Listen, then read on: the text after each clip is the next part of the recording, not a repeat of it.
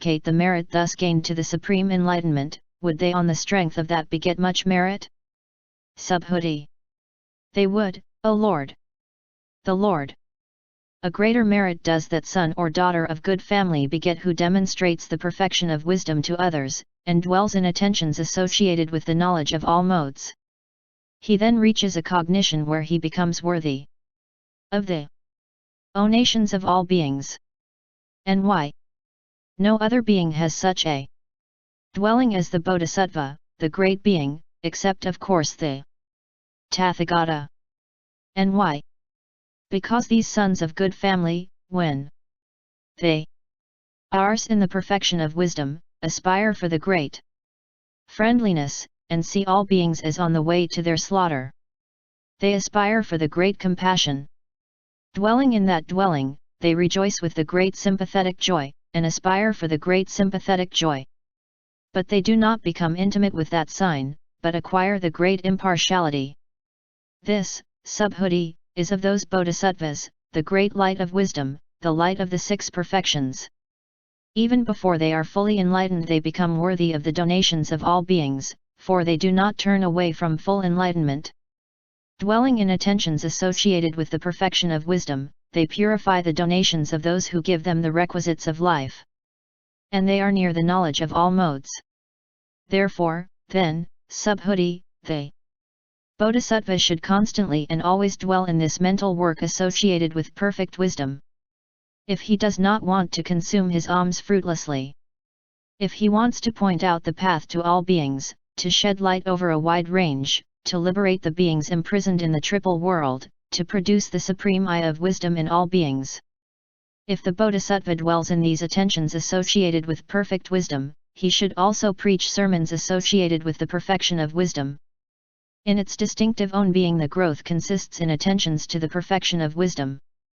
When he has preached sermons associated with the perfection of wisdom, he should dwell in just these attentions associated with the perfection of wisdom, and give no opportunity to other mental activities.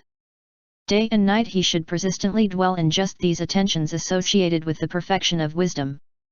If a man had newly acquired a very precious gem, he would be overjoyed. If he lost it again, he would be most sad and distressed. Constantly and always mental activities associated with that precious gem would proceed in him, and he would regret being parted from it. Just so should the Bodhisattva, the great being, recognizing this perfect wisdom as a precious jewel, not lack in attentions associated with the knowledge of all modes. Subhuti. Since, however, all mental activities are lacking in own being, are empty of own being, how then can the Bodhisattva become one who is not lacking in acts of attention associated with the knowledge of all modes? For how can one apprehend the Bodhisattva, his acts of attention and the knowledge of all modes, in that which is deprived of them? The Lord. If the Bodhisattva cognizes thus, devoid of own being are all dharmas. They have not been made by the disciples, nor by the Pratyeka Buddhas, nor even by the Buddhas, the Lords. But just a fact is the dharmahood of these dharmas. The established order of dharma. The fixed sequence of dharmas, the suchness, non-falseness, unaltered suchness, the dharma element, the reality limit, then the Bodhisattva is not lacking in perfect wisdom. And why? Because this perfection of wisdom is in its own being isolated and empty, and it neither increases nor decreases. The growht which in its own form is the gaining of the preeminent patient acceptance of that which fails to be produced. Subhuti. If, O Lord, the perfection of wisdom in its own being is isolated and empty, how is it that the Bodhisattva, the great being, thanks to the full possession of the perfection of wisdom wins full enlightenment? The Lord.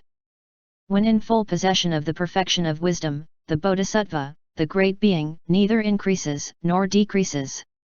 Nor does the reality limit or the dharma element. And why?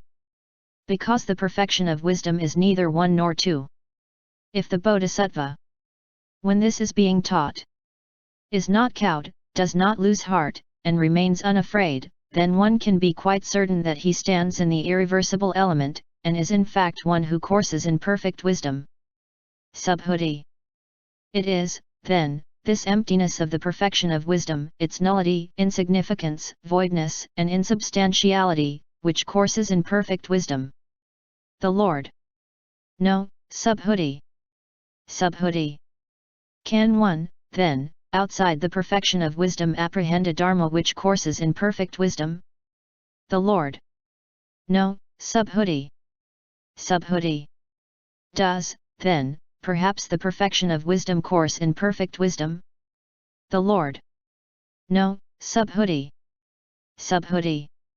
Does, then, perhaps the emptiness course in emptiness? The Lord. No, Subhuti. Subhuti. Does, then, perhaps something outside emptiness course in perfect wisdom? The Lord. No, Subhuti. Subhuti. Do, then, the skandhas course in perfect wisdom? The Lord. No, Subhuti. Subhuti. Do, then, the 6 perfections course in perfect wisdom, too? Do the 18 special dharmas of a Buddha course in perfect wisdom? The Lord. No, Subhuti. Subhuti. Does. Then. The emptiness of form, its nullity, vanity, insubstantiality, suchness, non-falseness, unaltered suchness, its dharmahood, dharma element, fixed sequence of dharma, reality limit, course in the perfection of wisdom? The Lord. No, Subhuti. Subhuti. Does, then, the emptiness, too? Reality limit of all dharmas up to the 18 special Buddha dharmas course in the perfection of wisdom? The Lord. No, Subhuti. Subhuti. If, O Lord, these dharmas do not course in perfect wisdom, how then again does the Bodhisattva, the great being, course in perfect wisdom? The Lord. What do you think, Subhuti, do you review that dharma which courses in the perfection of wisdom? Subhuti. No, O Lord. The Lord. What do you think, Subhuti, do you review that perfection of wisdom in which the Bodhisattva should course? Subhuti. No, O Lord. The Lord.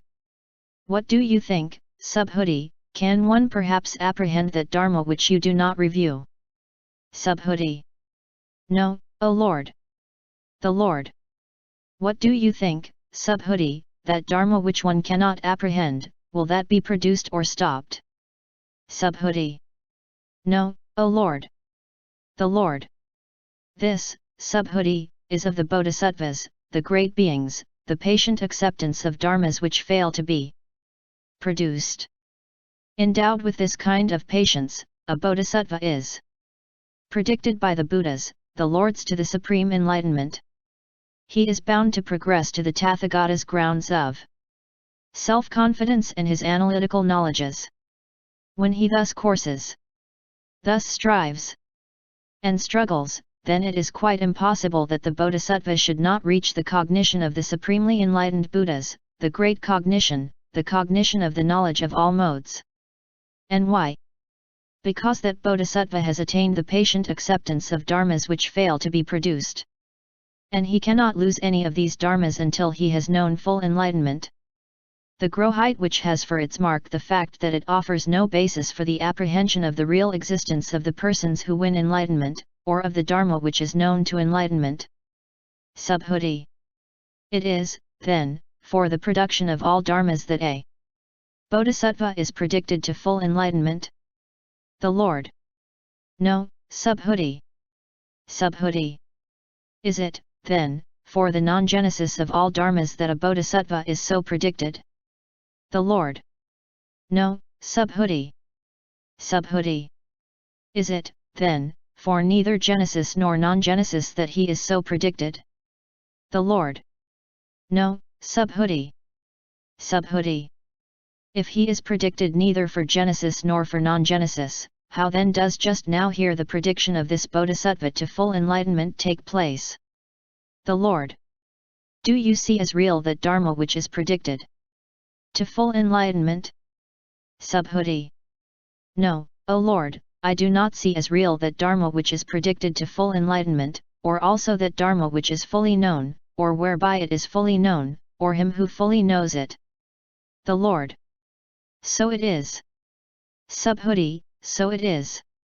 When he does not apprehend all dharmas, it does not occur to the Bodhisattva. I will fully know, through this dharma. I will fully know, this one will fully know. And why? Because all these discriminations do not exist in the Bodhisattva who courses in perfect wisdom. And why?